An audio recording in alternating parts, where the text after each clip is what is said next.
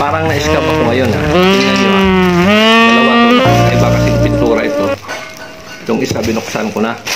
Pero itong isa magaan. Duda ako. Magaan. So itong isa binuksan ko na. Tama naman yung dumating pintura. Ayan o. Ang mapapansin nyo may umaalog sa loob. Itong isa hindi ko muna binuksan. Pero walang umaalog sa loob. Yan, sealed pa yan. Sealed yan. Buksan natin. Buksan natin na anong laman ito ha.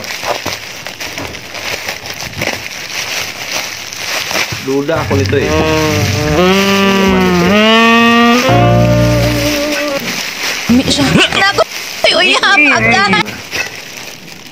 Butane. Walang laman. Scam ako tragis. Yun na nyo. 3 peraso butane.